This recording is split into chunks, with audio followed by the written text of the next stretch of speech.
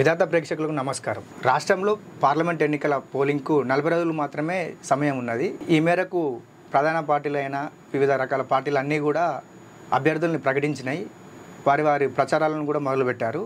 ఈ నేపథ్యంలో రాష్ట్ర రాజకీయ ముఖ చిత్రం ఏ విధంగా ఉందో చర్చించేందుకు సీనియర్ జర్నలిస్ట్ కోటిరెడ్డి గారు మనతో పాటు ఉన్నారు. వారిని అడిగి తెలుసుకుందాం. నమస్కారం సార్. నమస్తే. రాష్ట్రంలో ముఖ్యంగా 3 ప్రధాన పార్టీలు బరిలో ఉన్నాయి. వాటి గెలుపుకి ఏ అంశాలు ప్రభావితం చేయబోతున్నాయో ఒకసారి మీరు చెప్పగలుగుతారు? రాష్ట్రంలో అధికారంలో ఉన్నటువంటి కాంగ్రెస్ పార్టీ, ప్రధాన ప్రతిపక్షమైనటువంటి బీఆర్ఎస్ పార్టీ, బీజేపీ 3 రాజకీయ పార్టీలు హోరాహోరీగా తలపడతా ఉన్నాయి. అయితే విజయావకాశాలు ఏ పార్టీని ఏ విధంగా వరిస్తాయి ఏందనుకుని చూసినప్పుడు సహజంగానే అధికారంలో ఉన్న కాంగ్రెస్ పార్టీ వైపే ఎక్కువ అవకాశాలు ఉన్నాయి. దానికి వాతావరణాన్ని మనం పరిశీలిస్తున్నట్టయితే గత కొంతకాలంగా ఈ 100 రోజుల పరిణామాన్ని పరిశీలిస్తున్నట్టయితే బీఆర్ఎస్ పార్టీలో ఉన్నటువంటి అనేక మంది సీనియర్ లీడర్స్ కాంగ్రెస్ పార్టీలో చేరడానికి క్యూ కడుతున్నారు. దాదాపు బీఆర్ఎస్ పార్టీ ఖాళీ అయిపోతుందా, ఇక నామమాత్రం అయిపోతుందా అనేటువంటి చర్చ రాష్ట్ర రాజకీయాల్లో జరుగుతూ ఉంది. ఎందుకంటే రాజకీయ కురువృద్ధుడు కె కేశవరావు గారు, రాజ్యసభ సభ్యులు, వారు ఆయన కూతురు హైదరాబాద్ ప్రస్తుత మేయర్ గద్వాల విజయలక్ష్మి గారు కాంగ్రెస్ తీర్థం సీనియర్ రాజకీయ నేత. అసలు తెలుగుదేశం పార్టీలో ఎన్టీఆర్తో పాటు రాజకీయాలకు ప్రవేశించినటువంటి వ్యక్తి కడియం శ్రీహరి గారు అనేకసార్లు మంత్రిగా చేసిండు. ఆయన తెలంగాణ ప్రభుత్వంలో డిప్యూటీ సీఎం కూడా చేసిండు. ఆయన బిడ్డకు BRS party Warangal parliament seat కూడా ప్రకటించిన తర్వాత ఈ పార్టీలో మేము ఉండలేము, ఈ పార్టీలో పలానా అవినీతి జరుగుతుంది, అక్రమాలు జరుగుతున్నాయి, ఫోన్ ట్యాపింగ్ కేసు, కవిత లిక్కర్ కేసు, ఇవన్నీ కూడా ప్రస్తావిస్తూ ఆమె రాజీనామా చేసింది. పార్టీకి తండ్రి రాజీనామా చేశాడు. ఇప్పుడు ఎమ్మెల్సీ ఉన్నాడు. ఆయన చేసి ఇద్దరు కాంగ్రెస్లో చేరారు. కాంగ్రెస్ పార్టీ టికెట్లు ఇచ్చింది. ఇంకా నువ్వు హైదరాబాద్ ఈ పరిసరాల్లో చూస్తే Gaddam Ranjith Reddy Chevella MP, BRS party MP సభ్యుడు, బీఆర్ఎస్ పార్టీలో అత్యంత నమ్మకమైన వాడు కూడా. అతనికి టికెట్ ఇస్తే నాకు టికెట్ వద్దు చెప్పి కాంగ్రెస్ నాకు పోటీ చేయడం ఇష్టం లేదన్నాడు. పోటీ చేయడం ఇష్టం లేదన్న తర్వాత కాసాని జ్ఞానేశ్వర్కు బీఆర్ఎస్లో టికెట్ ఇచ్చారు. వెంటనే మనోడు కాంగ్రెస్ పార్టీలో చేరాడు. అట్నే మాజీ మంత్రి పట్నం మహేందర్ రెడ్డి దంపతులు ఇద్దరు కూడా వెళ్ళారు. వారికి మల్కాజ్గిరి టికెట్ ఇచ్చారు. హైదరాబాదులో ఖైరతాబాద్ ఎమ్మెల్యే దానం నాగేంద్ర కాంగ్రెస్ పార్టీలోకి వెళ్ళాడు. ఇట్లా మీరు చూడండి, ఖమ్మం కానీ ఇక్కడ కానీ మిగతా చోట్ల కానీ బీఆర్ఎస్ నుంచి కాంగ్రెస్ పార్టీలోకి వలసలు మొదలైనవి. జస్ట్ 2014 ఎన్నికలప్పుడు కాంగ్రెస్ పార్టీలో నుంచి తెలుగుదేశం పార్టీలో నుంచి బీఆర్ఎస్లోకి వలసలు పోయారు. 2014 నుంచి 2018 మధ్యలో తెలుగుదేశం పార్టీని పూర్తిగా విలీనం చేసేసుకున్నారు బీఆర్ఎస్ పార్టీలో. 2018 తర్వాత కాంగ్రెస్ పార్టీ మెజార్టీ సభ్యులను తీసుకొని కాంగ్రెస్ పార్టీని విలీనం చేసేసుకున్నారు. కాంగ్రెస్ పార్టీ నామమాత్రమే అన్నారు. 2023 ఎన్నికల నాటికి వచ్చే వరకు కాంగ్రెస్ పార్టీ బరిగీసింది, నిలబడేది, వీళ్ళు వచ్చి ఇక్కడ గెలిచిన తర్వాత సేమ్ పరిణామం రిపీట్ అవుతూ ఉంది. ఆంధ్ర పోలోమని వరుస పెడతారు. అసలు ఇక్కడ పార్టీ లేదు, లేదు, ఎవడు అధికారంలో ఉంటే వాని చుట్టూ పూజ చేరుతారు. ఇది కాంగ్రెస్ పార్టీ బలం పెరగడానికి ఒక కారణం అయితే, గెలుపు విజయావకాశాలు ఎట్లా ఏమిదనేది చూసినప్పుడు కాంగ్రెస్ పార్టీ మీద అప్పుడే వ్యతిరేకత మొదలు కాల. బీఆర్ఎస్ మీదనే వ్యతిరేకత ఉంది.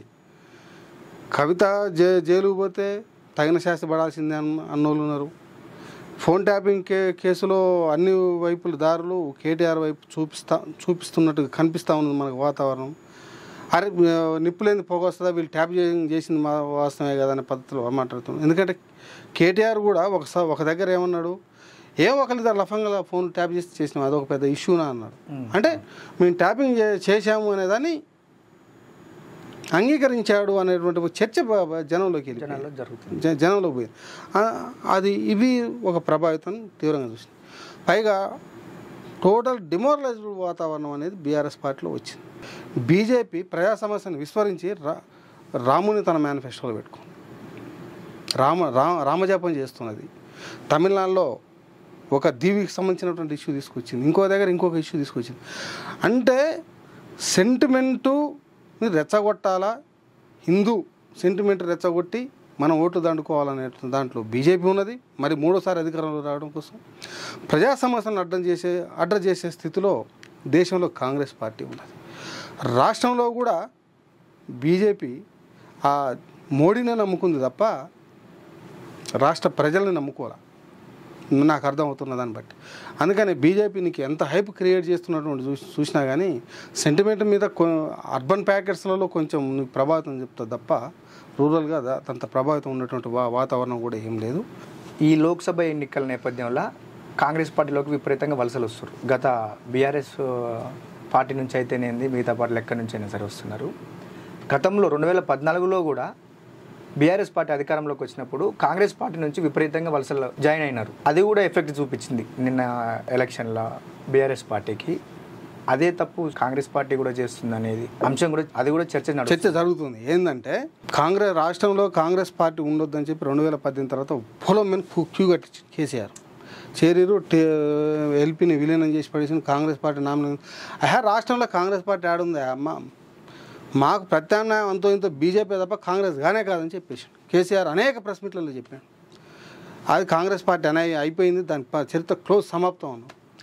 కానీ 2023 ఎన్నికలకు వచ్చే వరకు సీన్ తిరగబడేది. మొత్తం కాంగ్రెస్ పార్టీ లేచిన తర్వాత ఏమైంది, కాంగ్రెస్ పార్టీ అధికారంలోకి వచ్చింది. రాగానే బీఆర్ఎస్ వాళ్ళంతా కాంగ్రెస్ క్యూ కడుతున్నారు. నేను కాదన్నాం.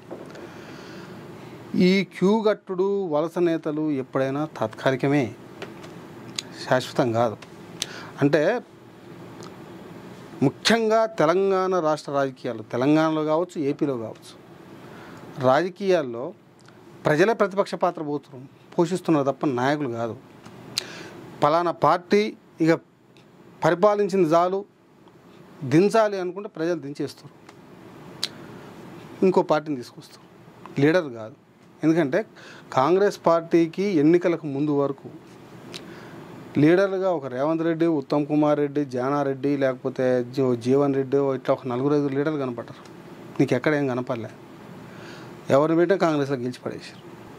సేమ్ సిచ్యువేషను ప్రజలు కాంగ్రెస్ పార్టీని తిరస్కరించాలని భావిస్తే వచ్చే అసెంబ్లీ ఎన్నికలను వచ్చే అసెంబ్లీ ఎన్నికలను అవతల పార్టీ ఏదైనా కావచ్చు, అది బీఆర్ఎస్ఏ కావచ్చు, బీజేపీ కావచ్చు, లేదా ఇంకో కొత్త పార్టీ కావచ్చు, ఆయనకి లీడర్ లేకపోయినా ఎవడు నిలబడే గెలుస్తాడు ప్రజలు అనుకోవాల్సి.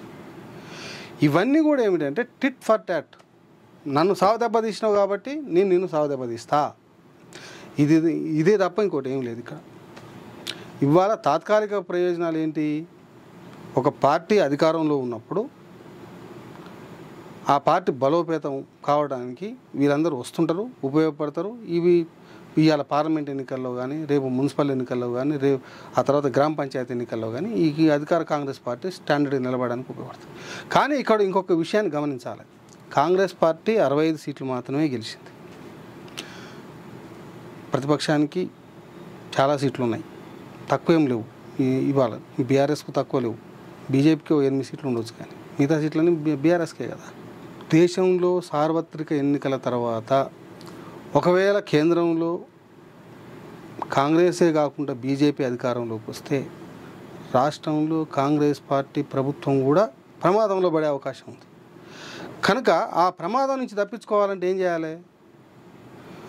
ఒకవైపున బీఆర్ఎస్ ఎమ్మెల్యేలని బీజేపీ జీల్చుకొని బీజేపీలోకి తీసుకెళ్ళి బీజేపీనే కాంగ్రెస్ ప్రభుత్వాన్ని కూర్చొని అన్నటువంటి చర్చ జరిగింది. ఎందుకంటే బీజేపీలో అనేక స్టేట్మెంట్ ఎన్నికలు అయిపోయిన తర్వాత మేము బీజేపీ కాంగ్రెస్ ప్రభుత్వాన్ని కూల్చేస్తామని చెప్పి లక్ష్మణ్ మాట్లాడిండు, కిషన్ రెడ్డి మాట్లాడిండు, బండి సంజయ్ మాట్లాడిండు. ఇవన్నీ ఇండికేషన్ ఏంటంటే బీఆర్ఎస్ బీజేపీ ఒకటవుతుంది, కాంగ్రెస్లోకి వెళ్ళి కొంతమందిని గుంజుతాం, నీ అసంతృప్తిని గుంజి పడేస్తాం, నేను కూల్చేస్తాం. ఇక్కడ కాంగ్రెస్ ప్రభుత్వం ఉండదు, మొత్తం మా ప్రభుత్వం ఉంటుంది అన్నటువంటి ఒక సెన్స్ వచ్చే పద్ధతిలో స్టేట్మెంట్ రిలీజ్ చేశారు. దానికి కాంగ్రెస్ పార్టీ అలర్ట్ అయింది.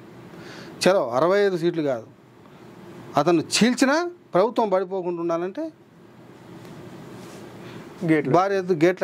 బార్లు ఎత్తాల్సిందని చెప్పి ఎన్నికలకు ముందే గేట్లు బార్లు ఎత్తిపడేసారు కాంగ్రెస్. అర్బన్ సెమీ అర్బన్ నియోజకవర్గాలైన సికింద్రాబాద్, చేవెళ్ళ, మల్కాజిగిరి స్థానాలలో గతంలో బీఆర్ఎస్ పార్టీ ఎక్కువ సీట్లు గెలుచుకుంది.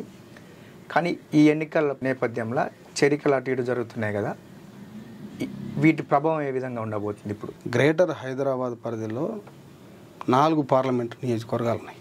హైదరాబాద్, సికింద్రాబాద్, చేవెళ్ళ, మల్కాజ్గిరి.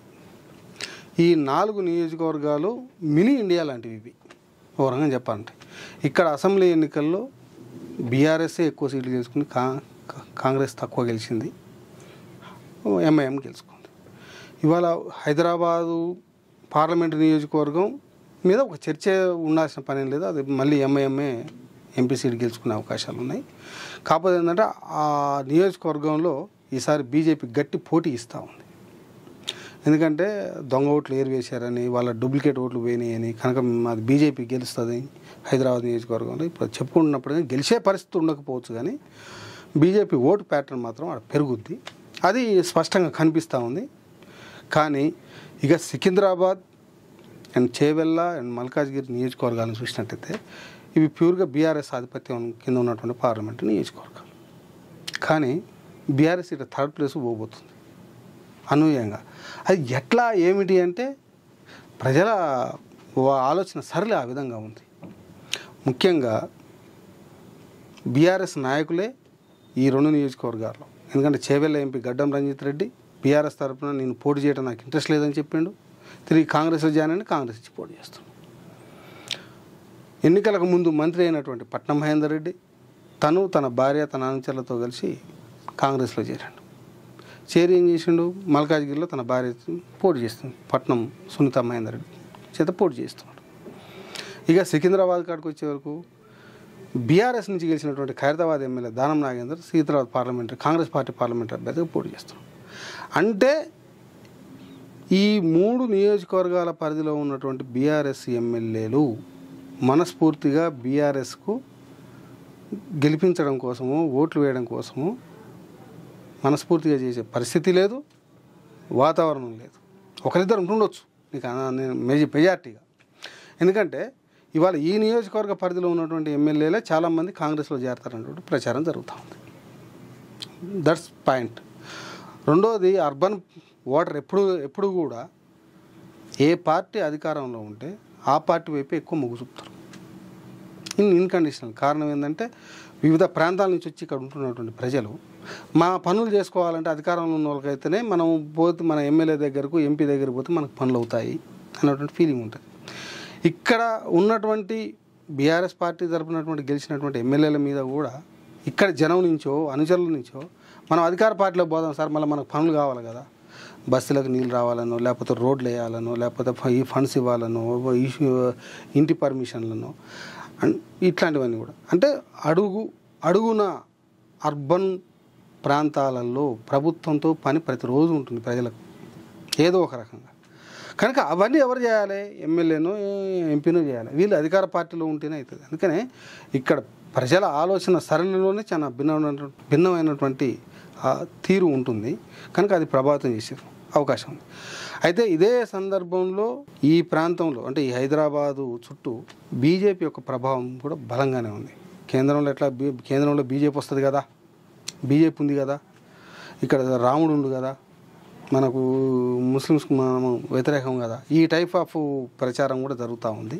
కేంద్రంలో బీజేపీ వస్తుందంటారా మీరు? ఇప్పుడు కేంద్రంలో బీజేపీ వస్తుందని నేను చెప్పను, ఆలోచన అధికారంలో ఉంది కదా, రాముడు గిందాక నేను చెప్పిన చూడు, రాముడు మోడీ అనేటువంటి ప్రభావం అర్బన్ ఓటర్ల మీద కూడా కొంచెం ఉంది. అది ఏమవుతుందంటే కాంగ్రెస్కు బీజేపీ మధ్యన ఒక గట్టి పోటీ ఇచ్చే వాతావరణం ఉంది. గెలుస్తుంది ఓడిపోతుంది అనేటువంటి పక్క అంశం పెడితే ఈ మూడు నియోజకవర్గాలు చేవెళ్ళ, మల్కాజ్గిరి, సికింద్రాబాద్లలో ఈ రెండు పార్టీల మధ్యనే ప్రధాన పోటీ జరిగేటువంటి అవకాశం ఉంది. ఇక్కడ ఒక కాంగ్రెస్ పార్టీకి ఒకటి మైనస్ అయినటువంటి అవకాశం ఏంటంటే కాంగ్రెస్ పార్టీ వద్దనుకొని పోయినటువంటి దానం నాగేందర్నే తీసుకొచ్చి మళ్ళీ కాంగ్రెస్ పార్టీ అభ్యర్థిగా పెట్టారు. స్థానికులు లేరుగా పార్టీని మోసం చేసిపోయిన వాడిని మళ్ళీ తీసుకొచ్చి ఇక్కడ పార్టీ అభ్యర్థిగా పెట్టారు ఏమిటి అనేటువంటి చర్చ కూడా సికింద్రాబాద్ కాన్స్టిట్యున్సీలో జరుగుతూ ఉంది. అని ఇవన్నీ మనం బేరీజ్ చేసినప్పుడు ఇంకొక పాయింట్ ఏంటంటే కాంగ్రెస్ పార్టీ అభ్యర్థులను ప్రకటించడం బాగా లేట్ చేస్తూ ఉంది, అది కూడా ప్రభావితం చేస్తుంది. ఎందుకంటే ఇలా ఖమ్మం అభ్యర్థిని ఇంకా ప్రకటించాల, ఆదిలాబాద్ ఇట్లా ఒకటి రెండు ప్రాంతాల అభ్యర్థులను ప్రకటించలే, అది కూడా ప్రభావితం చేస్తుంది. ఎప్పుడైనా తాత్సారం చేయడం అనేది, అభ్యర్థుల్ని ప్రకటించడంలో తాత్సారం చేయడం అనేది కూడా ఓటర్లలో నెగిటివ్ ప్రభావితాన్ని చూస్తుంది. ఇది కూడా కాంగ్రెస్ పార్టీ గుర్తించాల్సినటువంటి అంశం. ఏదైనా అర్బన్ ఓటర్ యొక్క తీర్పు విలక్షణంగానే ఉండబోతుంది అనేది నా సిక్స్త్ సెన్స్ చెప్తా ఉంది. సరే, ఇక్కడ ఎవరు గెలుస్తారు ఏమిటనేది ఎన్నికలు వచ్చినాక చూద్దాం, కానీ టఫ్ పోటీ మాత్రం ఈ రెండింటి మధ్యనే ఉంటుందనేది స్పష్టంగా అర్థమవుతుంది. Thank you sir. Thank you.